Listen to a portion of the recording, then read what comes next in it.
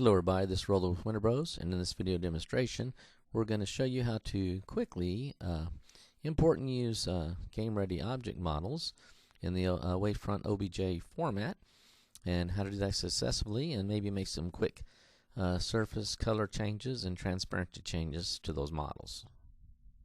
Before we begin, we'll just show you the overview of the quick reference guide for importing using OBJ models in DAZ Studio 4.9. It's a 9-step process. Now it can be a little more complicated, but we basically spelled them out in this quick reference guide with some visual for each of the steps. Number one being, of course, import the object model in Studio, and then of course you can read down the list. What we're going to do is we'll go through these one by one and show you in DAZ Studio how it works. There also is this will be available online at the mirrorobjects.com. We'll also have a 10-page guide, so that if you need a little more step-by-step instructions, we'll show you that really quick. Here's the PDF version, 10-page guide on how to do the same stuff. We have the quick list here, so that if you just forget quickly how to do something, you can go to the quick reference guide, or you can look at this quick list, or you can scroll through here and go to the step-by-step, and we tell you each step at a time how to import an object into DAZ Studio, and then how to set all the check colors and surface settings, just to help you out a little bit.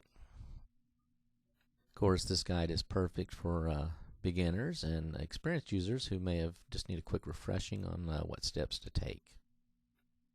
Just like to also tell you that when you get to the when you go to do the surfaces, you will find that you can do the coloring and the transparency settings that we're going to demonstrate, but for the most awesome effects to get the real glass colors and stuff, you'll want to apply some shaders. If you haven't purchased any already, you might research those at DAZ 3D or some other sites that support DAZ Studio. So let's go and begin. We're going to show you first how to import the object into DAZ Studio. And of course you've got to know where it's saved at, so basically we'll go up here on the, we started with a new scene here.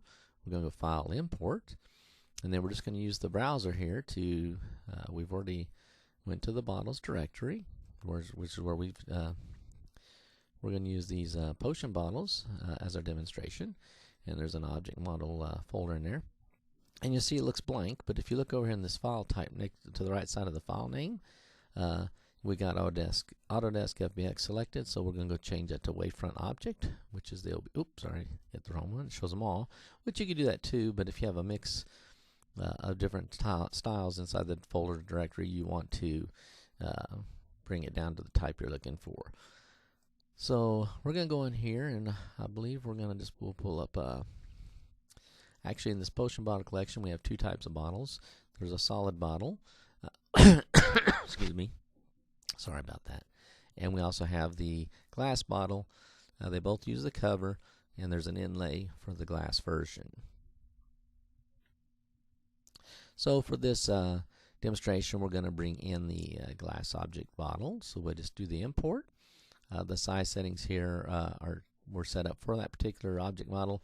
You'll want to use whatever the creator of the object model has said is required. If they haven't, you can click on this from, and you can get some custom sizes to match the different scales that different 3D programs use. So we'll go ahead and click the Accept button. And as you can see, we brought in the bottle. We'll just go ahead and select it here in the Scene tab and get a focus on it. There it is. We're going to go ahead and quickly import the cover for Potion Bottle 19.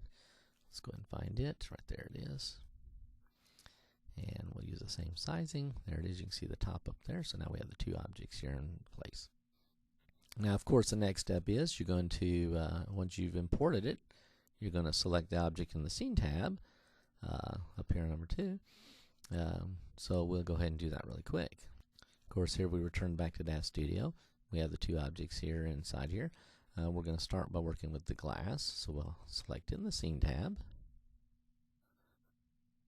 You could have clicked in the viewport also to select it, but sometimes if you have a mix and match of different things, you might not get the right one. So it's always a safer bet, or at least glance into the scene tab over here to make sure you did click on the right one.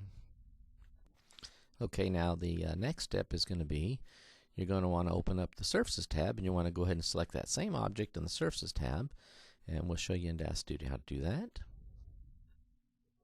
Okay, the Surfaces tab in the layout and style we have here is over here on the right. So what we're going to do is we've got our bottle, Potion Bottle 19 glass selected there. So we'll go ahead and close that side a little bit, and we're going to go here and we're going to click on the Surfaces tab.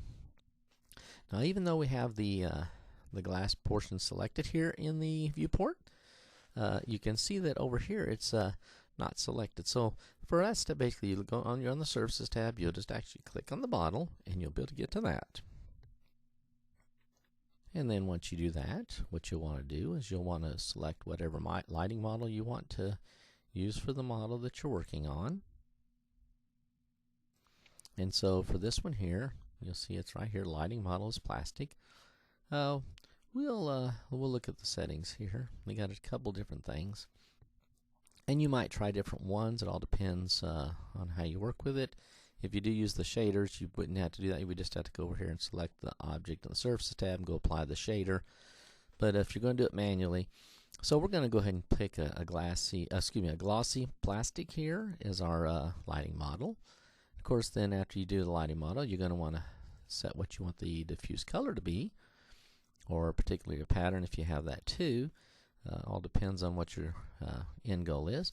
So in the diffuse color block here, you just click on the color bar, and you can, there's pre-selected basic colors here, or you can go over here into the palette and pick whatever hue you like. We're just going to pick like a lime green that's really light, and you can see it's shaded our bottle there with that.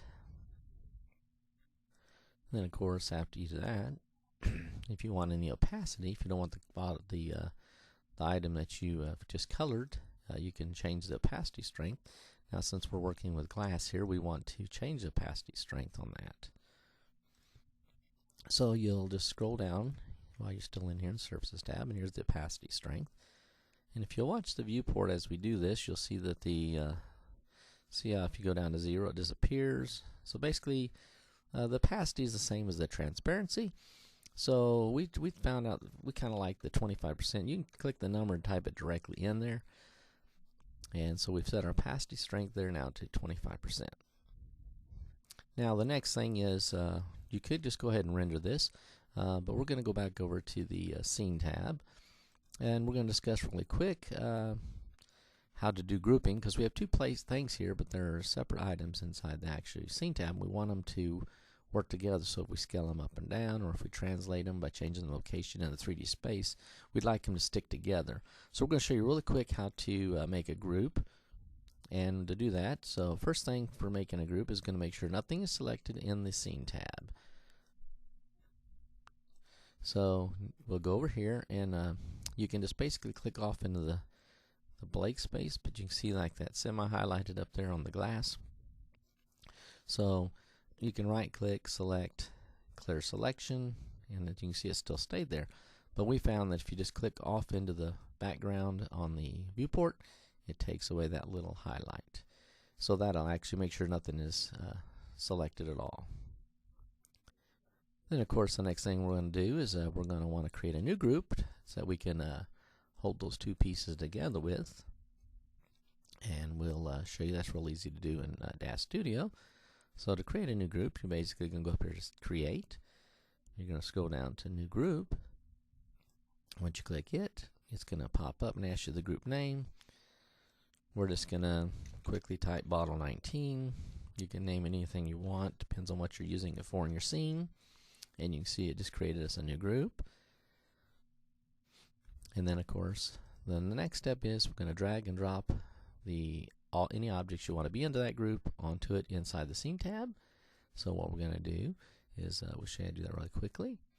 And you can see here, if we'll take the glass, we'll click on it in the Scene tab and drag it down and hold, click and hold, and then let go when it runs on top of bottle. And you see now it's kind of indented a little. That means it's parented to the Bottle 19 group. Of course, now we click the cover, click and hold, drag it onto Bottle 19, let go, and it went in there too. We'll show you really quick how that's going to be nice. So we'll select ball 19, and we'll go up here to the translators, and you see now if we move it, the cover and the glass all work together. They're not separate objects, and we're moving the whole group. But then again, if we did select just the glass, you can see how we can move it separately. So the grouping's nice because if you have some portions that you put together, then you can always keep them together by just keeping the group. Another nice thing too is you can just turn the group off, and the whole object, both objects, or all objects, excuse me, inside the group will disappear at the same time. Where if you had them ungrouped, you would have to actually turn them off one at a time by clicking their little eyes here in the visibility column, little icon, excuse me.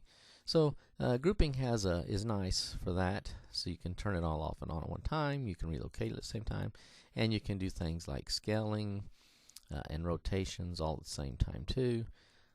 Let's see what we got here. Like if we click this middle, you can see how we can scale it up or down if we don't like the size. It does the whole group at once, and everything stays in the same perspective. The cover stays right there on the glass.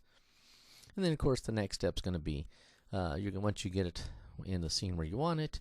It does look a little funky here, but what we're going to do is we're going to go ahead and show you really quick how it's going to look if we render it. We'll go ahead and do a quick render here in the iRay settings for NVIDIA. Let's see what, we'll click General to see what size. It says 512, so we'll go ahead and start that. And while that's running, it's going to take it a few minutes, so we'll just go ahead and pause the video really quick like. You can see there it just popped up, but we're going to pause the video and let that continue running. Well, it looks like the render is going to take quite a bit of time here to run, which normally it does with iRay. So what we'll do is you can see it right here in the rendering port. You can see how it's starting to come up. You can see the checkerboard through it, so the transparency did work with the opacity settings. We'll go ahead and cancel that render really quick. We'll bring that back up. And you can see that, of course, you can change. You can make it more transparent. Anything that's in the background will show through the glass. Of course, you'd repeat all the steps. We're going to close this. You'd repeat all the steps if you want to change the, let's say, the color of the cover here. If you want to make it like a cork cover, color cover, and you can make like a brown up here in the settings, and you could take and change it to like a matte to give it more of a less glossy. And then of course you can change the render settings too, so you can get some really quick. Let's go to 3 to light. So if you want to get some really quick render, how it might look, you can see really quick there in the 3 to light how it looks. And you can make little changes, adjust it, maybe make the glass a little more transparent. You could lighten up the cork a little bit on this bottle. So there's a lot of stuff you can do in DAZ Studio. Well, we hope you've enjoyed this video presentation, and we helped remove a little bit of the apprehension you might have with purchasing and using object models inside DAZ Studio. We hope you enjoyed it, and have a great day.